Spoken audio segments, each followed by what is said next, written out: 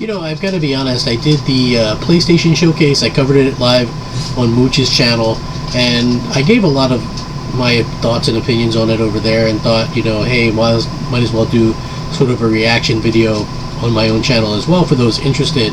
The first thing I want to say is that in terms of how I feel about the showcase, I thought it was very disappointing, and that might be exactly what you would expect me to say.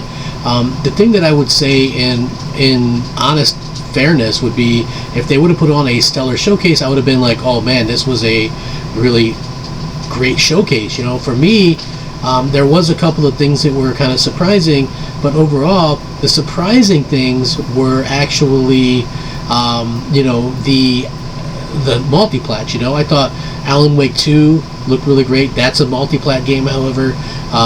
Dragon's Dogma is interesting, but that's a multiplat. And what I thought was funny was that Microsoft actually kind of talked about the multiplats and kind of tweeted it out that, hey, these games are multiplat or whatever. And listen, I love the fact that this is kind of happening, that Microsoft is kind of going out of their way. So everybody knows the games that were shown, because they don't make it really clear if they're coming to Xbox or not. So Immortals of Avium, Ghost Runner 2, Marathon from Bungie, Metal Gear Solid Snake Eater, Dragon's Dogma 2, Alan Wake 2, The Plucky Squire, Teardown, which is that Minecraft looking game or whatever, Assassin's Creed Mirage, Neva, Cat Quest, and the Talos Principle. Those games are all coming to Xbox, which, again, shouldn't really come as much of a surprise at all, because that's exactly what, Microsoft does. Microsoft really kind of comes out of this looking really good, in my opinion anyway. Just in my humble opinion, they really kind of look good, and all eyes are going to be on them going forward with the showcase and stuff like that coming in a couple weeks. And again, I feel like a lot of people probably don't agree with what I'm saying, but I also think that if you actually just kind of look at the facts, it's quite clear that Sony did not do a very good job with the showcase. And the reason why, right? Like, spare me the whole nonsense about, Sony is this, that, or the other thing.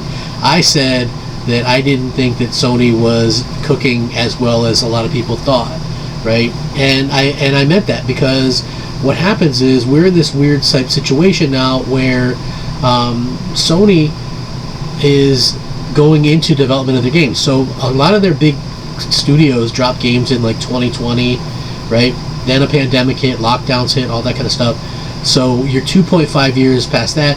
So if you were just starting a game in 2020, you would be in a much rougher spot overall than what it ended up being. So yeah, I think that it's a weird situation that we find ourselves in right now.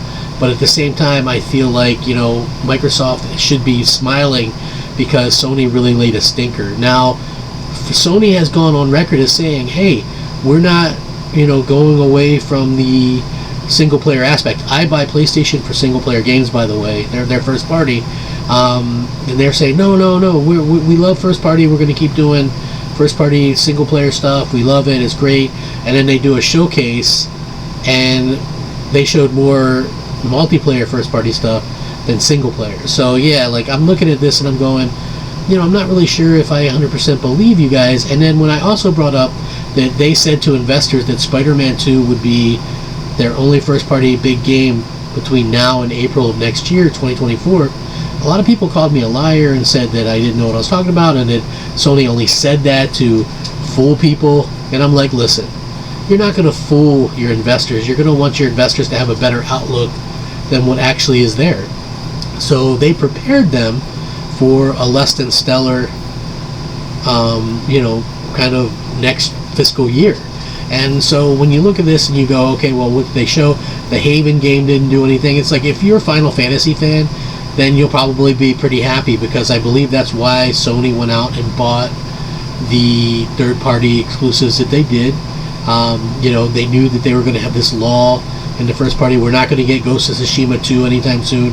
We're not getting Wolverine anytime soon. Apparently, we're not getting Factions 2, or whatever that multiplayer game is. We're not getting that anytime soon. So I'm sitting here kind of scratching my head, like, what are, I know Microsoft gets a bad rap for poor management of games and stuff like that, but if you start putting two together, you have a pandemic that affected everybody, and people go, well, Microsoft can't use that excuse anymore. Why not? You literally had lockdown for 2 years in a lot of these places, right? Of course they would hamper development. Of course, it hampers it all across the board. It doesn't matter who it is. Look at like Ubisoft. They're having a hard time developing games. Sony, Microsoft, Nintendo, everybody's been having trouble developing games, even the third-party stuff, Rocksteady. Teams that hadn't traditionally had trouble putting out games and putting out content are now having a hard time putting out games and putting out content. And that's one of the reasons. I mean, there could be other factors in this, but what I'm trying to say is, you have a 2-year wait between shows, and the way that they paced that show was piss poor, right? You've got to have something big. I remember when Sony shows would blow us away, like, I'm not a big Horizon fan, but when you first saw the Horizon Zero Dawn footage, you're like, whoa, that's amazing. And now when we see kind of this stuff, it's not as amazing, It's like I'm sitting here thinking to myself, this is not great. This is not a great showcase. Spider-Man 2 looked amazing, and they didn't give us a release date for that, so the disappointment continues. People go, well, what would you rate the showcase? Well, to be honest with you, 5.5 to 6 out of 10.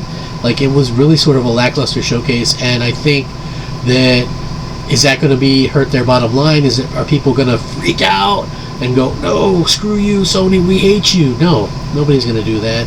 Are people going to be disappointed? Absolutely. I'm sure some people are going to really, the ones that are on the front lines, going, they're going to really blow us away at the showcase. Those are the ones that are going to be really hurting, for the next couple of days. And of course, after Microsoft Showcase, they're going to be the ones that are hurting. But, yeah, like mostly as an Xbox fan, I'm just kind of looking at this and going, this was a great way of not to do a showcase. Like, you don't want to do a showcase like this because you left so many people disappointed. Again, I felt like what they could have done is the few decent announcements, mix those up and put those in a showcase that's less than, maybe 25-30 minutes, and then put the rest of them in a state of play or so. I felt like the show was underwhelming, and a lot of the content was underwhelming. Now, some of those games could be good, but a lot of us that watch these showcases want to see the big, huge first-party announcements, the third-party stuff. I think that's cool too. Like Street Fighter, I think that's going to be dope. Alan Wake 2. These things are going to be some good games, but at the end of the day, when you start seeing some of these announcements and things like that, and there was very little from the first party, I think it's kind of a letdown, and that's probably where a lot of PlayStation fans are right now. Like, I'm not the biggest like PlayStation fan or anything like that, but I do feel a little bit let down. I think they showed 4 PSVR 2 games, and I mean, this is something that's a $600 piece of hardware that you're trying to get people, including myself, talked into buying, and you showed kind of some mediocre looking games, including a Crossfire game, the same franchise that everybody crapped on Xbox because it was terrible, right? That Smilegate Crossfire game, awful game. Everybody kind of makes fun of Microsoft for that, but now it's like, Sony has this own version, I guess, and so I just feel like overall this was probably one of the worst PlayStation showcases that I've seen in a very, very long time, and I'm not sure what they got to do. They don't got to do anything to get people to keep buying their platform. People will, but what this does is open up a little window of opportunity for Microsoft to go out there and maybe sway some people. People go, oh well, Microsoft is doing something good, and what do I have to lose? Because if I pick up an Xbox to go along with my PlayStation, I'm not really missing out much, because PlayStation doesn't really have much for the next fiscal year or whatever. If you're like me, a lot of that stuff just looked incredibly underwhelming. Like, I can't state that enough, how underwhelming that was. I just really bad. With that being said, though, 5.5 out of 10, that's me kind of being generous. What did you guys think, though? I mean, do you guys think this leaves the door open for Microsoft? I feel like it definitely does. I think Microsoft is going to have a killer show, and it's going to make this show look all the worse because Sony went first, and now people are going to have like 2 weeks to stew over this stuff. So, I don't know. Let me know. What do you guys think? I'm Crap Gamer. This is Crap Gamer Reviews. Let me know what you guys think of the show down below. I really do appreciate it. Hope you guys all have a great one. Rack 'em up.